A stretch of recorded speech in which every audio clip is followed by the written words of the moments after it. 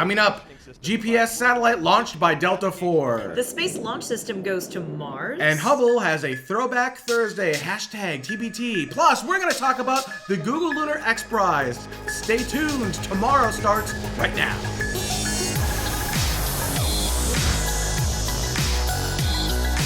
Oh, it's beautiful, Mike. Got the flag up now. You can see the stars and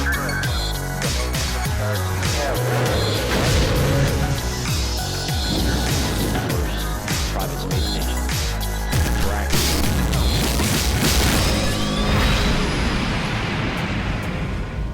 And welcome to Space Vidcast episode 7.05 for Saturday, February 22nd, 2014. My name is Benjamin Higginbotham. With me as always, a beautiful, lovely, wonderful, and talented Gary Higginbotham, and we will be your hosts for this episode. I don't even think those are words anymore at this point. I think it's just me going up like three octaves. I appreciate the respect that shows. Absolutely. Nonetheless. Before we get started with space news, I'd like to point out the Space Vidcast patrons who are sponsoring space news. Those are our producers, which should be the first item in your script. It's called Space Vidcast Producers, Tim, in the DDR. He'll get it. Seriously. Anyhow. There we go. All right. So these are the people who are who have spent $5 or more on this episode right here. They're the ones who are making this episode happen. And a huge thank you to the Space Vidcast producers for this one.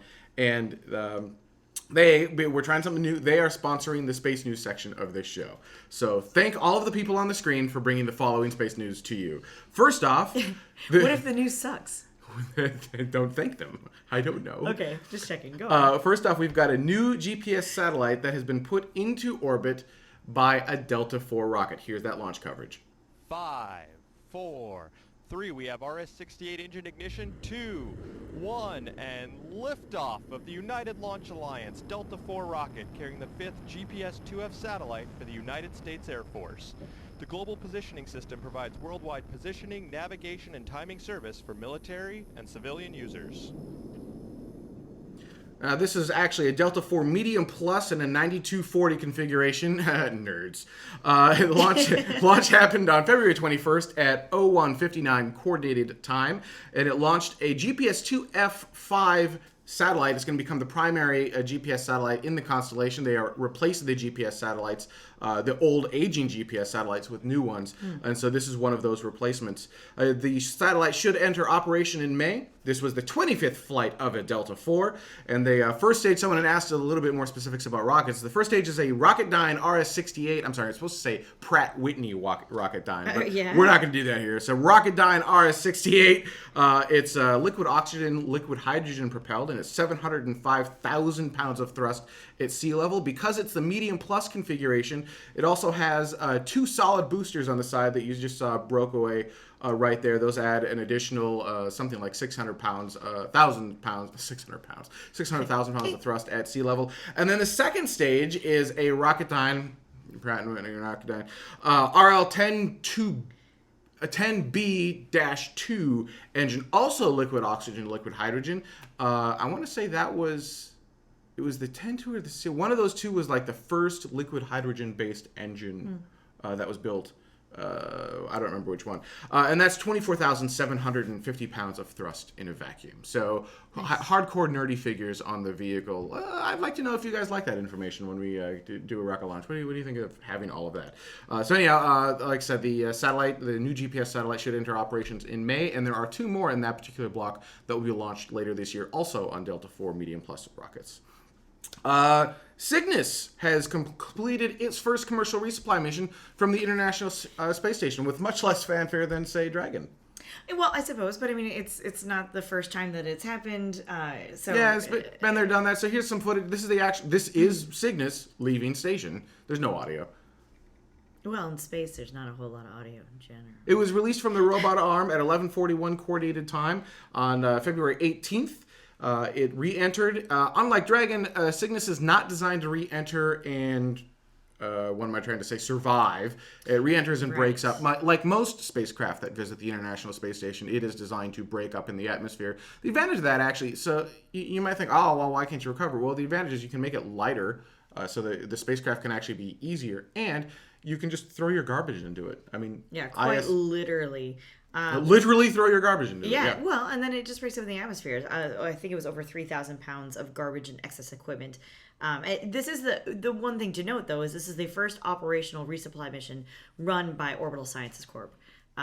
So that you were making the comparison to SpaceX. Well, that's why I was making this comparison to SpaceX, is because they both won that resupply contract from NASA. So they're both under the same NASA, what is it, COTS, COTS contract to send supplies up to the International Space Station. So they both can bring stuff up, and only one can bring stuff back down to Earth. The other one comes down, sort of breaks up, and well, actually, with the exception disperses it. of Russia, who can bring humans down, but not really cargo, no one can bring stuff down other than SpaceX. So SpaceX right now is the primary way to get stuff back, cargo, not humans, cargo. Back to Earth. And that's the term for that is down mass, correct? That is correct. It's like download. They have, that's bonus points for you. All right. The House Science Committee plans hearings on the Space Launch System / Orion mission concept. That's coming up Thursday, February 27th. Here's actually some launch animation of what Orion Space Launch Systems on the bottom, that's the rocket. Orion's the spacecraft up top. The problem is right now these are crafts to nowhere, essentially, right? There's this giant, huge, massive rocket that can go many different places, and the spacecraft designed for deep space missions both have no place to go. And so this House Science Committee plans to have hearings and say, hey, what do we want to do here? And it sounds like, rumors are, the rumor mill, as it were, makes it sound like they're going to do a Mars / flyby of Venus trip. Yeah, so the title is called Mars Flyby 2021, the first deep space mission for the Orion and Space Launch System, ? And it's when you start to delve into it a little bit, it does sound like the backup plan for the Inspiration Mars trip, which there was an Inspiration Mars of just going around doing a flyby of Mars, sort of Apollo 8 style, if you will, with a married couple. That was going to be 501-day trip. And then the backup mission was this 589-day trip that includes a flyby of not just Mars, but also Venus. And that was the original 501-day trip was supposed to be in 2018, I believe. And then the sort of backup one was going to be in the 2021-ish area. So no word yet on whether or not those things are actually related, or somebody just had like the same idea at the same time. Right. That sort of thing going on.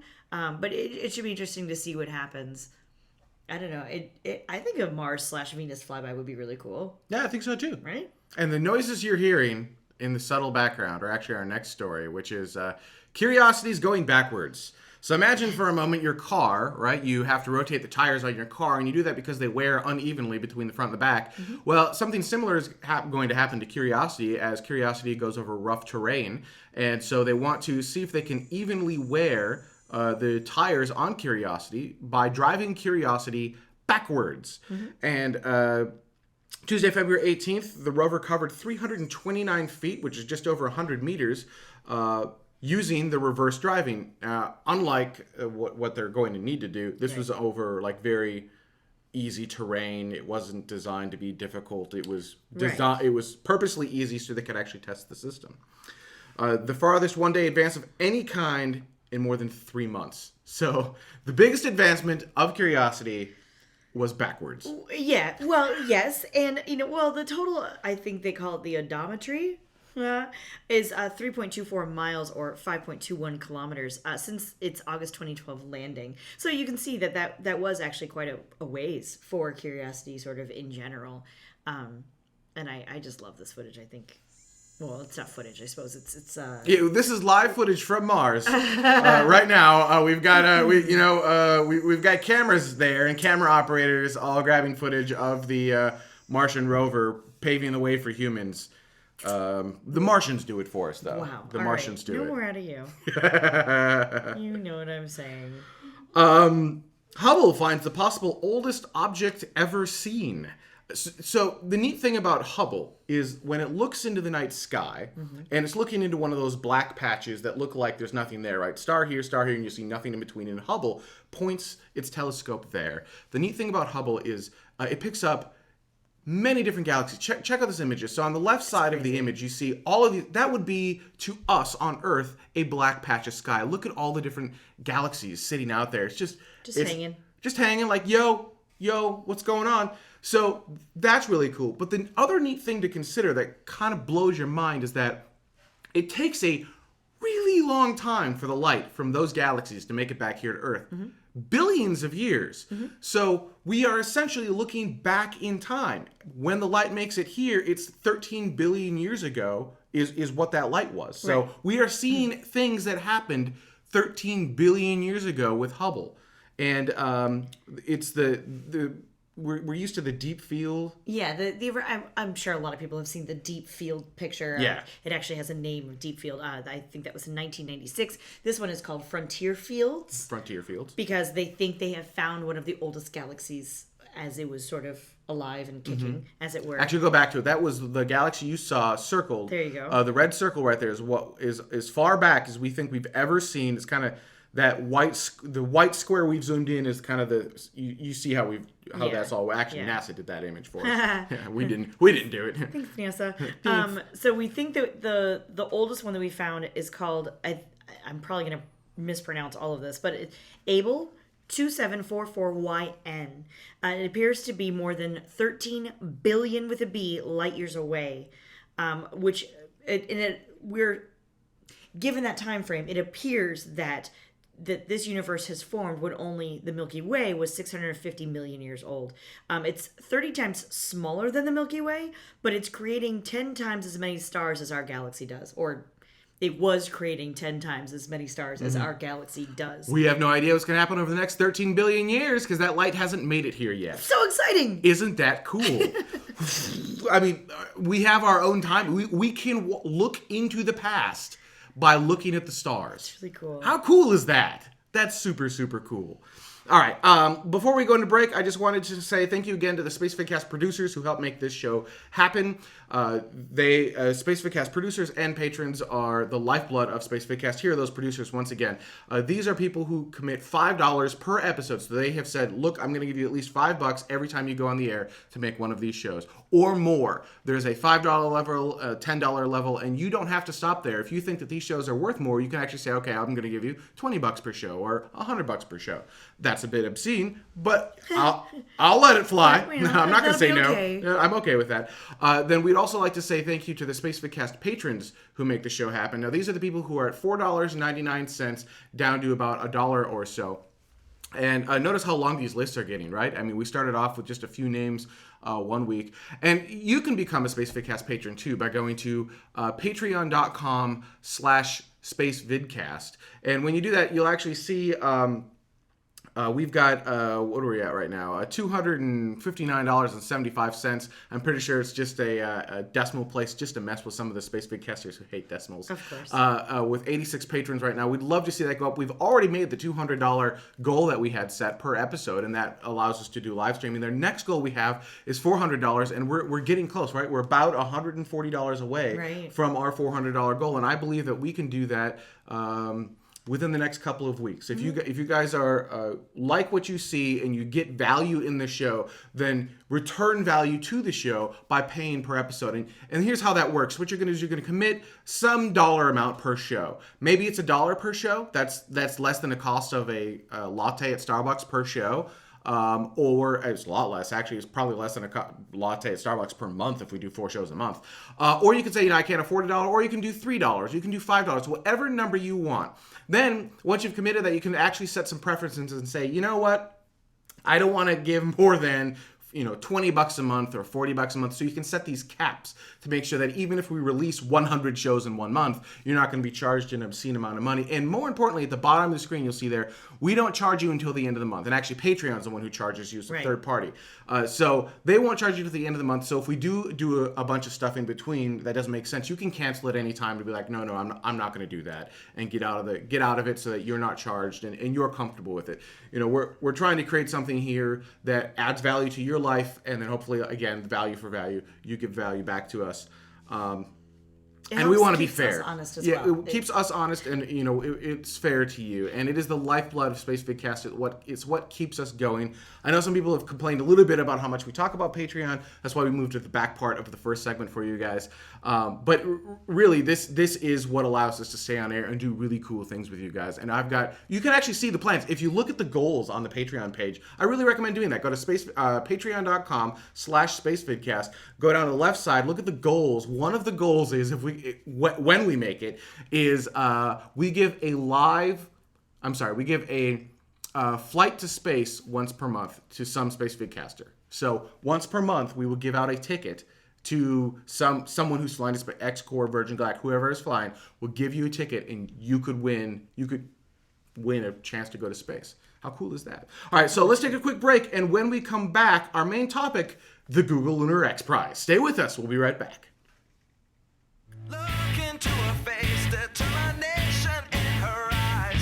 She won't give up or quit or fall for little fashion lies. Filled with awesome expectation, this girl's a fascination.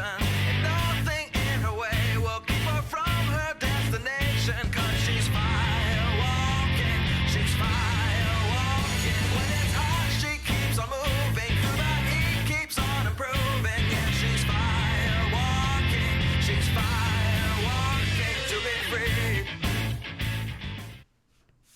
And welcome back to Space Vidcast. Our main topic this week is the Google Lunar X Prize. This, for those who don't know, this is a X Prize challenge. Oh, well, man, how would you describe the X Prize challenge? We should probably go back in time and actually describe X Prize as a whole. Sure. So X Prize Foundation was formed in 1995 by a few people, but mainly this is a Peter Diamandis production. This is a Peter Diamandis production. Yeah, he's the chairman and CEO. We also have Robert K. Weiss as president and vice chair, and there is a board of trustees as well, including Elon Musk, James Cameron, Larry Page. I had no idea Elon Musk was on the board. Yep, Ariana Huffington and a few others, but nobody knows what their people's names are, so nobody seems to care. In any case, you may have heard of the X Prize Foundation because of that very high-profile X Prize, the Ansari X Prize, and the idea goes back to flying over the ocean. Correct? Yeah, there was a prize challenge to go over. I want to say it was to fly transatlantic. Right, because it was generally thought that you couldn't do it, and so there was some prize money put out, a purse put out saying the first person who does this wins this purse. Obviously, way back in the day before like Delta was doing like every other 1992. Anyhow, so Peter really loved the idea. What ended up happening with that was that there were more people who tried to enter than what essentially the prize was worth. People who were trying to enter were spending more money than what the ultimate prize was actually worth. And Peter said that's hilarious because you have this interesting competition going on and a little bit of cooperation, if you will. Yep. And he thought that was a great idea. And the name X Prize originally came from, he didn't know what to call the prize. It was supposed to be, if McDonald's supported it, it would be the McDonald's, hamburger prize. But that sort of, it just sort of stuck as the X Prize. The X was just kind of the filler. And the Ansari X Prize sort of begat Virgin Galactic for the most part. Yeah, so Scaled Composites was one of the competitors. I'm thinking Sir Richard Branson. No, the Burt Rutan. Thank you. This is my description of Burt Rutan. Sideburns. For anyone who's seen a picture of Burt Rutan knows exactly what we're talking about anyhow. Burt Rutan came up with Spaceship One. I wish we had his picture so we could show you. Spaceship One and White Knight One, and it won the Ansari X Prize by sending the first private astronaut into space and a dummy payload and they did it more than once. That was the thing, is you can't just go up once and then be like, can't we outs, right? They had to do it twice in a certain amount of time, and they did that. Right. And that is what Virgin Galactic is based off of. White Knight 2, Spaceship 2. And that was back in 2004. And X Prize Foundation does more than just space sort of ventures. There's a tricorder X Prize. There's an oil cleaning up X Prize. There's a genomics X Prize. There's all different kinds of X Prizes. And one of them is the so-called Google Lunar X Prize, which is to get, it's sponsored by Google, obviously. It is to get robots, up onto the moon and to do a bunch of different things. First, it's just to get there. It's to land safely. You need to take some pictures. You need to spend the night. You need to roam around a little bit. However that is, whether that be bouncing or rolling or what have you. Send pictures back, prove that you're there, blah, blah, blah, blah, blah. So there's all these different sort of things you need to do once you're there. But getting there, as we all sort of know, is more than half the battle, okay? But then recently, there were these sort of extra milestone prizes that have just recently been added, which is really cool and very exciting.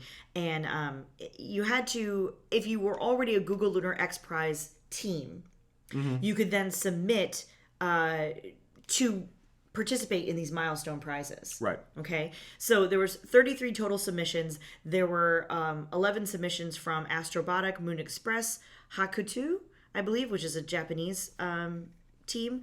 I should go back. I'm sorry. Astrobotic is a U.S. team. Moon Express is a U.S. team. Hakuto is a Japanese team. Part-Time Scientist is a German team. And Team Indus is an Indian team.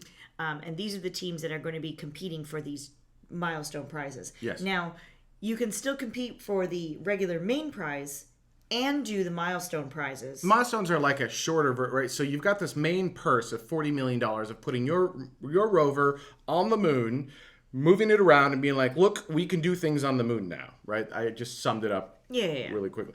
But getting to the moon, landing on the moon, roving the moon, sending live imagery back from the moon is very difficult to do. And so it's very expensive to do as well. And some of these teams need a little bit of financial help. And I think that's where these milestone prizes kind of come in. There's a $6 million up for grabs here. And what they can do is when they reach any one of these milestones, they can get, like, one of these milestones is up to $1 million, or is $1 million per team that reaches the milestone. Some of them are like $500,000, and that's money that they can then use to put back into their team to help them get to the moon. Because consider that launch costs, if you're going to fly in United Launch Alliance and you're the sole passenger, that's $500 million right there. On a Delta 5 or that's Delta 5. Yeah. See, they're building a new rocket. They're Sure, combining why the not? Delta 4 and the Atlas 5 into the new Delta 5. Why not? I see no reason not to. There are 3 milestone prizes, and like you said, each one has a different purse on it, and not each team is going for every single prize, Right. which I think is interesting.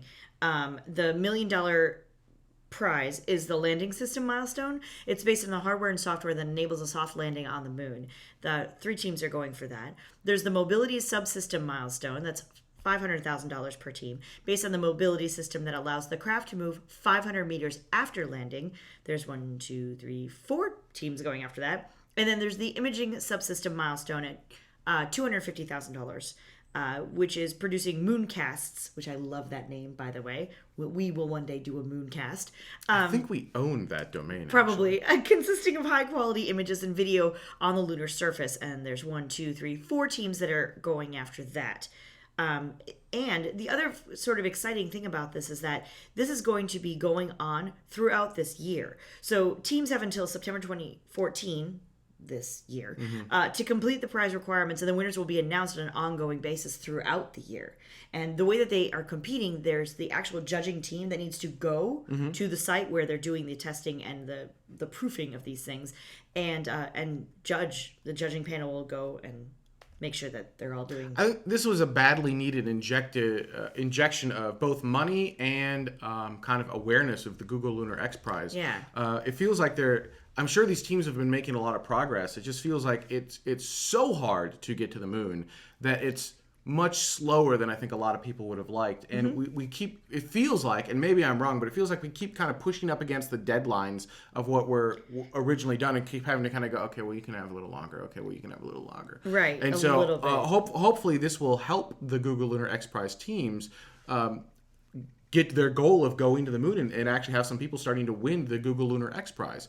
I mean, we're starting to see some vehicles able to go to the moon, and I think if these teams can have their vehicles ready, maybe they could act as a secondary payload and do something really cool for not a lot of money in going to the moon. Yeah. But it's remarkable how hard and expensive and time consuming it is to get to our nearest neighbor. This prize was introduced in September 2007. Sorry, I apologize.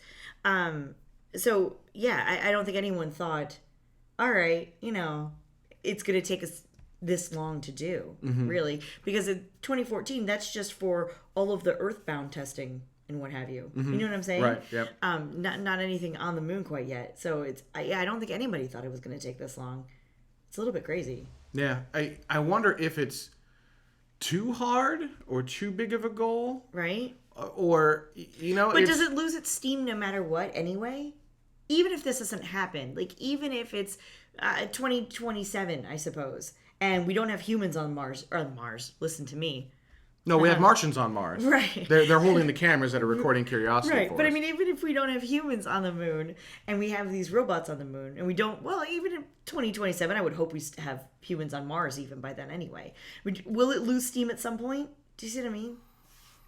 If no one... So are you saying that if humans... If we're still in the exact same situation we are basically now, where wouldn't nobody's that be out sad? there. Oh, man. It would be really sad, but would it... Does that mean that wouldn't be as interesting?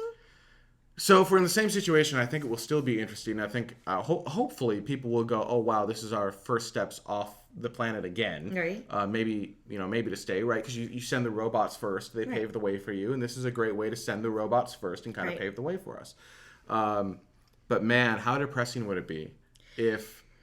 Right? Yeah. I almost don't even want to think about it. Is if by, almost 2030, we're still... Here on Earth, humanity has not stretched its space legs.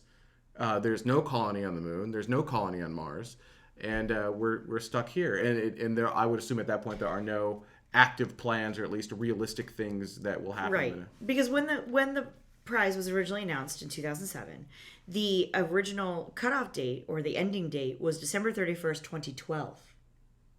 Right. 2012. Yeah. And in 2010, they said, dude, no one's even close to this. We got to push it back a wee bit. Yeah, well... And they pushed it to 2015. I think, not only is it hard... So, understand, it's not just getting to the moon that's hard, but once you're on the moon, lunar regolith is nasty stuff. Yeah. The Chinese almost lost their rover. This is an entire country that spent a lot of money to put a rover up on a big rover, mind you, up to the moon, and they almost lost the thing because of the regolith. And these teams have to account for that as well.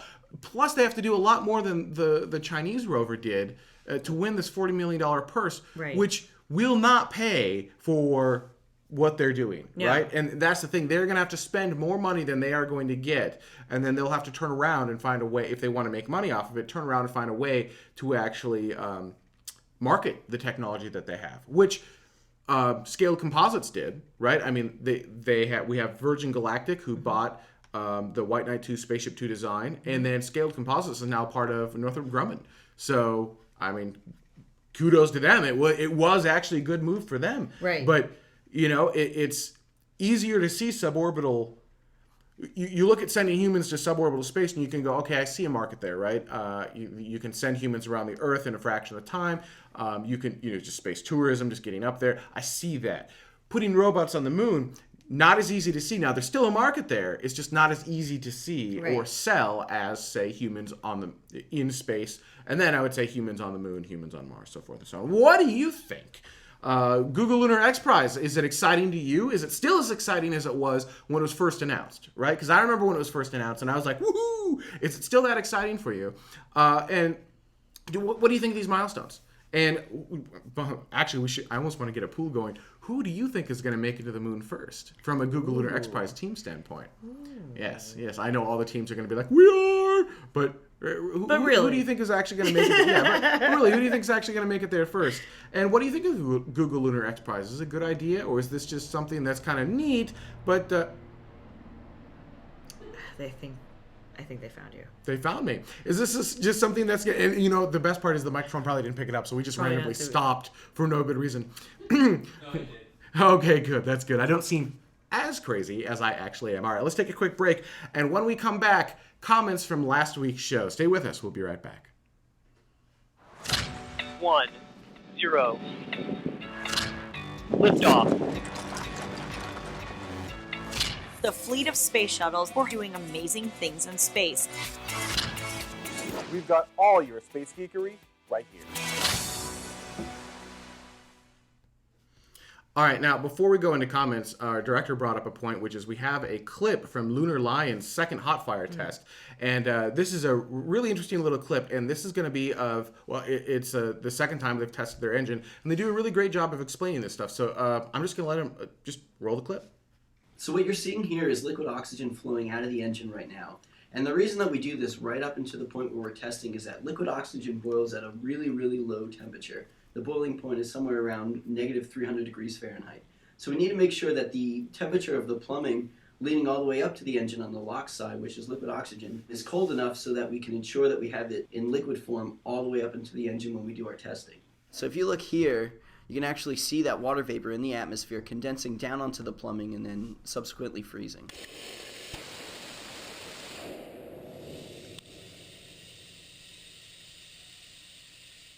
You might not notice it in this video, but the spark plug actually delayed in firing, and that's indicated by the LOX flowing through before you actually see the blue flame. And what that means is that the LOX and the fuel had plenty of time to mix together in the chamber and entirely fill up the chamber so that by the time the spark plug did fire, we had a small detonation. With that detonation, a shock wave occurred, and the spark plug actually wasn't designed to be able to withstand that shock, so you can see part of it launch off the top of the engine. Fortunately, the bottom half of the spark plug got lodged in the top of the engine, sealed it off, and we were able to sustain hot fire for the duration of the test. We were definitely concerned about it at the onset, but after looking into the issue a little bit, and after altering what our testing procedures were, we're able to prevent that from happening in the future. And there you go. So that was from Lunar Lion and their hot fire test. So pretty cool. It's pretty cool. Engines required for entry, descent, landing for the vehicle. And before we get into comments, I did want to mention one other thing that I wanted to mention earlier in the show, and I forgot to do that too. Man, I got to put it in the timeline. Yeah, you do. And that is Patreon. Once again, Universe Today is now on Patreon. So we think Universe Today is an amazing show. Space Vidcast is also now Universe Today patron. And if you're interested in that, you can actually go to patreon.com, search for Universe Today, and they've got some pretty cool reward levels as well. And anytime you can support someone in the space industry, science tech, any science, technology, engineering, math industry, money is the hugest stumbling block for all of us. So if that's something, if you enjoy Universe Today, what a great way to help them out is to contribute monthly. They're on a monthly schedule. We're on a per-show schedule. And if you don't know who Universe Today is, just universetoday.com. There you go. It's a great site. Amazing news, updated more than once a day. It's amazing site. They've got a great lineup of. They've got a great team of people that are international as well. So you get news from a little bit more all over. We're a little bit U.S. centric. Yep, absolutely. All right. So comments from last week's show. This one comes from Chief Tyrell. Someone likes Battlestar Galactica. I'm wary of Neil Tyson's Cosmos. Carl Sagan spoke with a very calm, smoothing cadence, but Neil Tyson's always yelling at me, and I'm not sure what I did wrong. Yep. Yeah, pretty much. It'll be interesting. I thought it was an awesome comment. But he's not going to be live, right? So I think a lot of times when we see Neil deGrasse Tyson speaking, he's speaking to a large audience, and it's one of those, he's trying to make a point, and he's really excited about things. Why don't you love this as much as I do? Right, which I think it's a little bit different when you have to do take after take after take after take of the exact same thing. I think I'm excited. I'm excited for Cosmos. Again, anything that gets people excited about space. Oh, yeah, absolutely. Right? That's why we're here. I think Cosmos will do so much good for getting people excited about space. And then combine that with Virgin Galactic being able to fly to space this year. Combine that with SpaceX doing F9 or Dev stuff, being able to land their first stage, the extension of Grasshopper. And then looking at X-Core being able to fly this year. And then companies like Mass and Space Systems doing their automated stuff. It's off the charts. It's off the flipping charts. I think this is the perfect time for Cosmos to come in, because once you get excited and kind of hooked with Cosmos, you've got this great outlet of other stuff that you can look at. And if you want to keep up to that date on all that stuff, you can watch it right here on Space Vidcast. You can watch it live, and you can participate live too in the chat room. By the way, hi chat room. which I don't think we've talked to at all during this live show. I'm a terrible host. Space Friendly says, maybe this is too geeky, but I don't suppose when you're covering recent launches, showing launch footage, you could mention the few tidbits about the rocket in question. Fuel oxidizer, liftoff, thrust, number of stages.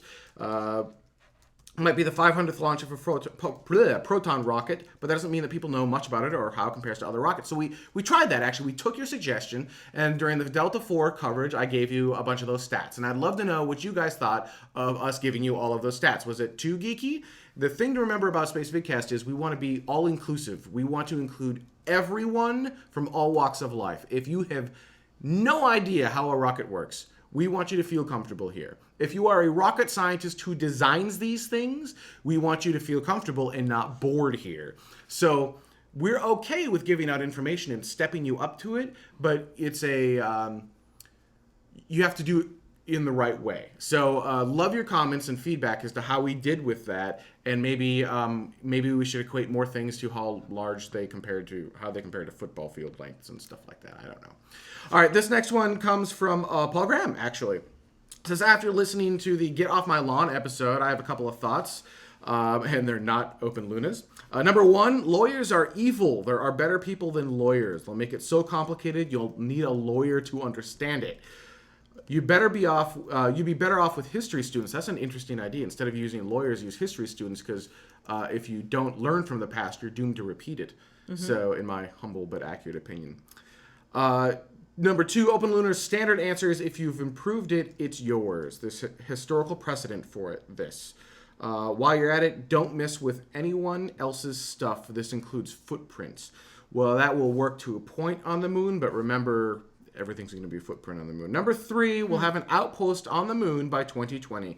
Big announcements in less than 3 months. Well, Paul, when you're ready to make big announcements on how you'll have outposts there, hopefully human outposts, I assume that's what you mean, give us a call. We'd love to have you on the show and talk about it. Like, right on the cusp of that announcement, though, because the one thing that drives me absolutely bonkers is when someone says, yes, we're going to do this thing, and then like 5 years later, they're like, yes, we're still going to do this thing.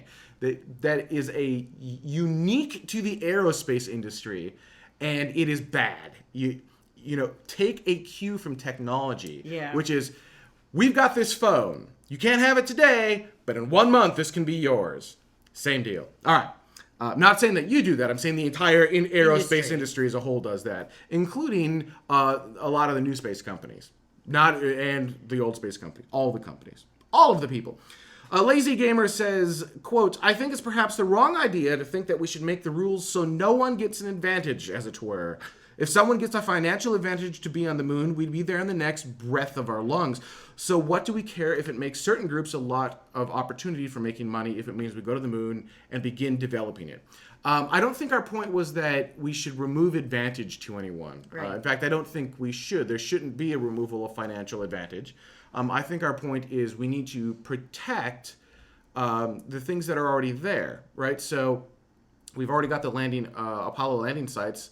That's the first time humanity stepped foot off this planet. Those sites should be protected. That's just a thing that should be done. But there's no rule to do that. If I launched to the moon tomorrow and went up there, there's nothing preventing me from walking up and just taking what's left of the lunar module. Taking, dancing, drawing hearts in the regolith. Whatever I want to do, nothing. I can do that. And that's kind of a shame. Then there's the second part of that, which I think is what Bigelow was interested in based on last week's show, which is you go to the moon and you kind of say, okay, well, this is my area. How are you guaranteed that area, right? You spend all this time and money to go up there, and now you're not guaranteed anything. So there's no financial advantage to it right now, because you could go up there and the government tomorrow could be like, no, that's ours now, give it all back. Right, so I think remove it, or whatever. Yeah, we're taking it over, or any of those things, and that kind of sucks. Chris says, to be quite honest, I believe Mars 1 should have concentrated on the moon instead. It would have been much easier and more economically viable compared to going to Mars. Perhaps we could be a stretch goal for your Patreon. Seriously, there's a Space Vidcast studio on the moon. That has always been something we wanted to do, which is open a Space Vidcast studio on the moon and position it in such a place that we can somehow have the Earth behind us, which is, it will like always be behind us. That's kind of the cool thing. So it would be kind of hard. You have to kind of be up at an edge and anyhow. Yes, you can tell he's thought about it. We have actually legitimately thought about this. I thought this would be what better way to inspire the planet than to do a live show about the cosmos from the moon. This is absolutely something we want to do. I think a live and interactive show, right? Yeah. We're on the moon. Ask us your questions. Let's have fun together. It's going to be awesome. So we did have actually we had a goal of 9 million per episode. And we would work on building a rocket or finding ways to go to the moon and Mars. And it just felt like that was so far out there that it was almost mocking the rest of the goals. Yeah, it sort of felt pretentious. It did. It didn't feel... And even right now, with our $200,000 goal, it still is pretty far out there. Yeah. So I'm okay leaving that one because it is possible. I think as people get more and more excited about space...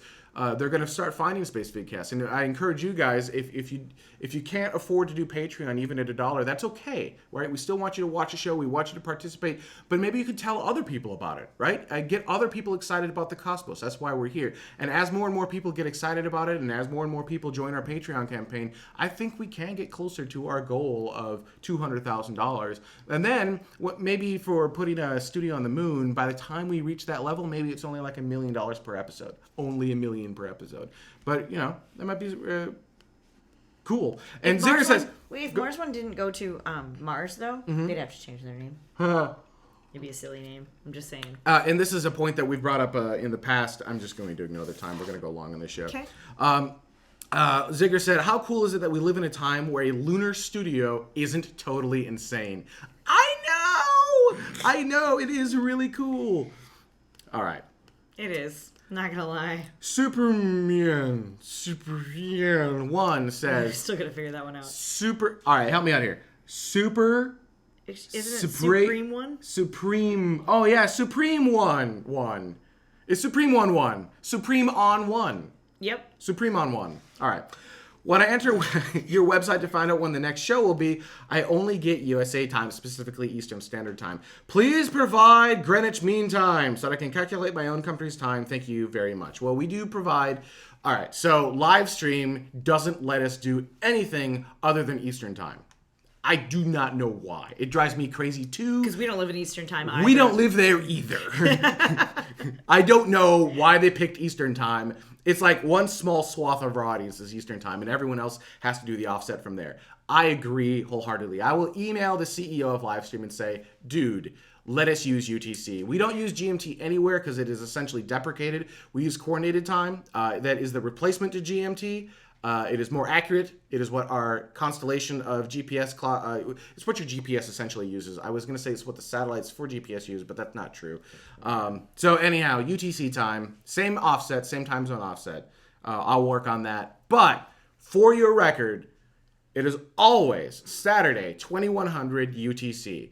The show is based in UTC. We base everything on this show in UTC. So when daylight saving time kicks in, the show is still 2100 UTC, and UTC does not honor daylight saving time, which means if you do, the show time switches for you. So our home time for Space Vidcast is UTC. Our home time is UTC. Our home time. Well, I mean, if you're going to do a worldwide... No, I know. Earthly, I'm explaining to the audience at home that I should wear an extra watch so I can do the offset myself, because our home time... in Higginbotham land is UTC. I base everything off of UTC, absolutely. It's so much easier. Time zone offset of 0. And remember, when we have people watching from the moon, what time zone are they going to be in? When they're watching from Mars, that will happen. Scott says, some other things to consider on lunar property. If you mine the moon, you diminish the tidal forces of Earth by a smidgen. There should be a tax on that at least. Are space lanes claimable too? So the thing is, though, maybe, I mean, adding more taxes to more things and making it harder, I'm not sure is quite the right way to go for... The moon's already doing that on its own. It is. Right? It's moving away from Earth. It's already moving away from Earth all by itself before we ever got there, okay? Yeah. So us mining a little bit... Yeah, what she said. All right, Stefan says... What about a law that allows you to put a flag on an area once and then you get the right to that ground for, let's say, 5 years? If you're allowed to do that once in, let's say, 50 years, you'd be more cautious. you'd be more cautiously and probably not the flag the whole moon. Okay, so the general concept is you put a flag down, you only get one flag, you place it somewhere, you get that for 5 years. You can't have a second flag, so you get a border around that flag. And then you can keep it there or you can move it or whatever you want to do, but that's the amount of area that you get. Yeah, I guess. And but it actually doesn't sound like you can move it. It says you're allowed to do that once and only every 50 years. Oh, I guess you would add a second flag every 50 years. Sure. Maybe. I mean, that's an interesting idea. It's an interesting idea, but it does prevent companies like Bigelow from going up 20 times and being like, here. So it might actually slow the development of the moon, not speed it up. It would make it a little bit more fairer, but, whatever. All right, this last comment this week comes from Fabio. It says, "Good job, you didn't make fun of my name this time." All right, you're right. Fabio. We make fun of your name because we love your name. It's what we do on Space Vidcast. If we're making fun of you, it means we love you. It means that we enjoy what you're doing. Well, yes, but now everyone that we didn't make fun of, now they're upset. So anyhow. And if we didn't make fun of your name, the non-geek comment, that was his non-geek comment. For my space geek comment, I'd like to make a suggestion. Is it possible to bring in a real engineer from some of these companies, say SpaceX, Orbital, or others, to comment on the engineering challenges that they think will affect the immediate future of space exploration? It could be anyone with a relevant experience in the field, a retired engineer, or even someone from our own community. That would be great. So thanks for assuming that I'm not an engineer. That's fantastic. I'm a coffee engineer. Clearly, I have no idea what I'm talking about. Actually, no. Fundamentally, I do agree with what you're saying. We are working on bringing in some more guests. And if you guys know people that we should bring in, just let us know. Let us know in the comments. Let us know in email, benjamin@spacevidcast.com. Many different ways to let us know different things. And we do have a guest coming up on March 1st in the Space Vidcast producer level of the Patreon campaign. We'll be getting an email shortly talking about who that guest will be, and they are allowed to email in their questions early. It's going to be pretty awesome. So yeah, absolutely.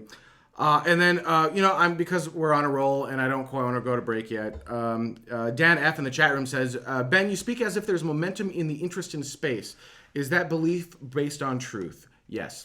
All right. On that note, let's. He believes it, so I believe it. Must be true. You didn't tell me to. You just asked if it was based on truth. You didn't actually ask me to prove it. Good semantics, people. Semantics. Learn them. Thank you guys so much for watching. Once again, patreon.com/spacevidcast. I do want to before we go into break. I know you've already cued it, Tim, but I would like to thank one more time our Space Vidcast producers who help make this show go. They've contributed $5 or more to the show. These guys are. They paid for this show to happen, and the Space Vidcast patrons as well, who contributed between $1 and $4.99. They also made this show happen. And if you'd like to be on that list, if you'd like to be someone who helps make this show happen, patreon.com/spacevidcast. I'd like to thank everyone so much for watching, and we're going to see you next week.